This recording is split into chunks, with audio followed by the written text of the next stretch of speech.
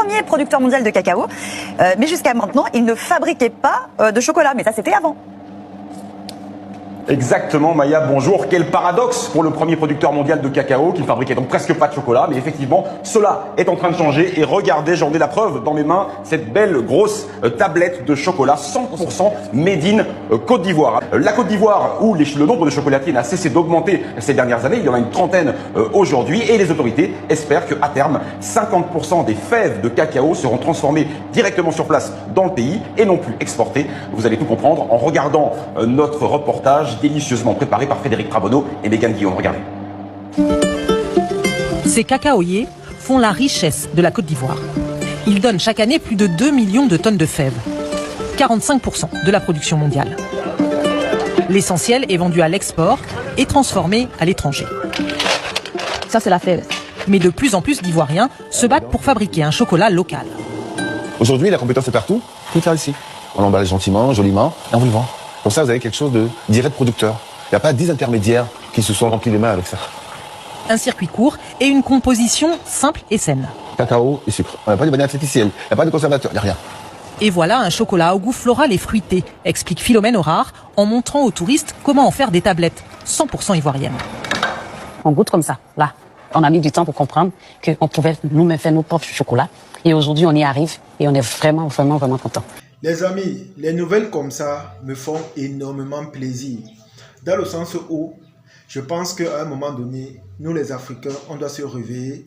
Je pense que nous les Africains, on doit oser. Voilà la Côte d'Ivoire qui est le premier producteur de cacao au monde.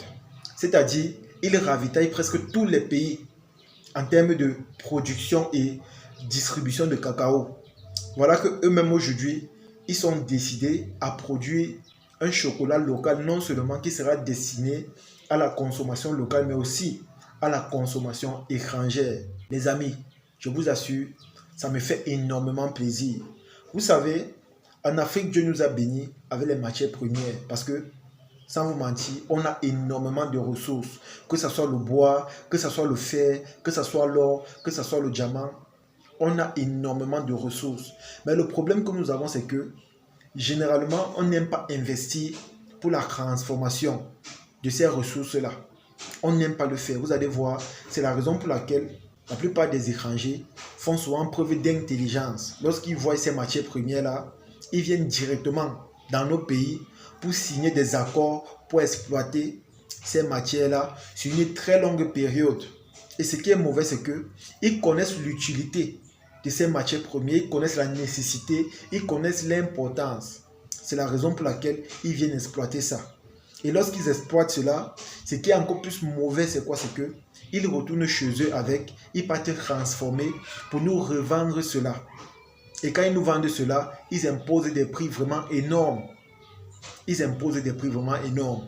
Et comme c'est utile et nécessaire, on n'a pas le choix. Nous sommes obligés de prendre ces produits-là pour les consommer. Les amis, c'est tellement choquant. C'est la raison pour laquelle je vous dis, je pense qu'à un moment donné, les Africains doivent se réveiller. Les Africains doivent se réveiller. On doit apprendre à transformer nos matières premières. On doit apprendre à consommer ce qui est local. On doit apprendre aussi à imposer nos prix aux étrangers. Voilà par exemple le cacao, qui est une fève tellement consommée du côté de l'Occident. Voilà qu'aujourd'hui, les Ivoiriens ont compris. C'est vrai, ils ne transforment pas toutes les fèves de cacao chez eux, mais en grande partie, ils transforment ce qui est d'abord destiné à la population locale et aussi à la population étrangère. Et je pense que c'est une très bonne chose. Je vais prendre un exemple. Ici, là, chez nous au Cameroun, par exemple, il y a deux types de chocolat. Il y a le chocolat que voilà, quand vous partez à la boutique, on vous vend la cuillère à 100 francs, parfois 50. Là-bas, ce n'est pas la très très bonne matière, ce n'est pas le très très bon chocolat. Maintenant, il y a le chocolat qu'on appelle le Nutella. Je vous assure les amis, c'est une petite boîte. Mais quand on vous dit le prix, c'est simplement incroyable. Moi, j'ai déjà eu la chance de goûter cela et je vous assure, c'est un très bon chocolat, c'est lourd. Tu sens que la matière est vraiment bonne. Tu sens que non, il y a une grosse différence entre ce chocolat qu'on appelle le Nutella et le chocolat que nous avons l'habitude de consommer. Moi, j'appelle généralement les déchets de fèves. C'est qu'on fait le chocolat qu'on nous vend là. Moi, je pense que c'est ça. Et maintenant, la bonne qualité, c'est ce qu'eux-mêmes ils consomment ou encore, c'est ce que ceux qui ont les moyens ici au pays peuvent se procurer. Mais est-ce que ça leur donne à tout le monde? Et pourtant, c'est nous-mêmes qui produisons ce cacao. Les amis, réveillons-nous. Copions le bon exemple. Essayons de voir comment ça se passe à côté chez les voisins pour faire pareillement. Pour faire pareillement. Nous sommes les premiers producteurs. On produit ici en Afrique. Donc ça signifie qu'on a cette possibilité-là d'imposer des prix. Et je vous assure, ce sont des prix avec lesquels ils n'ont pas le choix parce que c'est tellement indispensable pour eux. Vous allez voir par exemple, lorsqu'il fait froid du côté de l'étranger, ils passent leur temps à boire du café, du thé, du chocolat parce qu'ils n'ont pas le choix. Parce qu'ils n'ont pas le choix.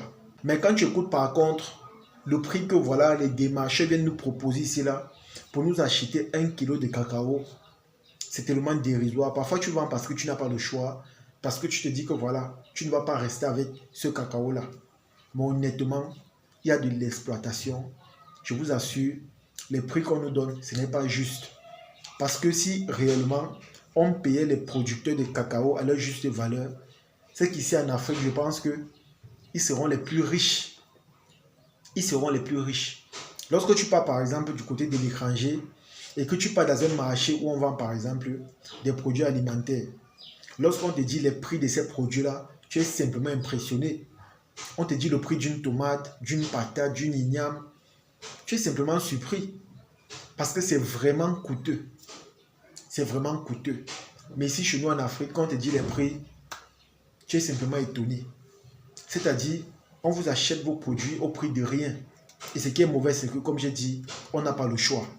Donc, à travers cette vidéo, ce que moi je peux dire, c'est que les hommes d'affaires, ceux-là même qui sont riches, qui ont les moyens, doivent faire l'effort d'investir dans leur pays pour construire des usines ou encore des industries pour la transformation des produits locaux, pour la transformation de nos matières premières destinées à la consommation locale. C'est vraiment important.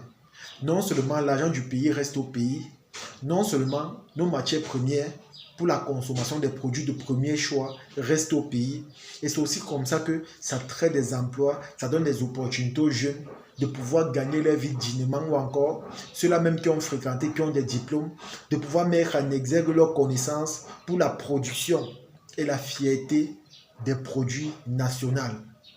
Donc c'est vraiment important les amis. Essayons de produire localement, essayons de transformer localement.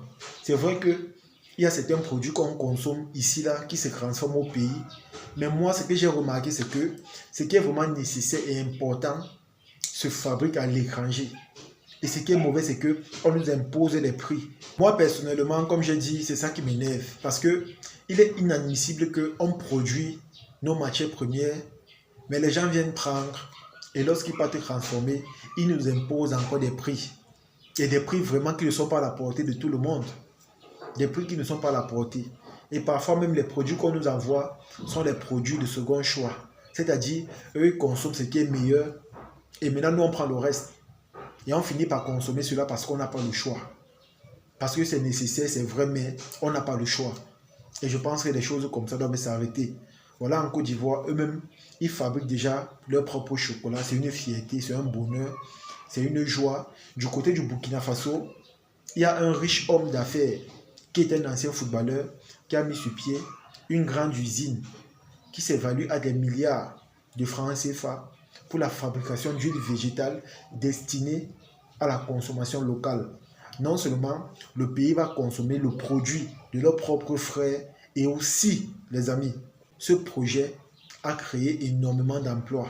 Voilà des choses que nous voulons parce que comme j'ai dit, c'est une grande fierté ou encore un bonheur total.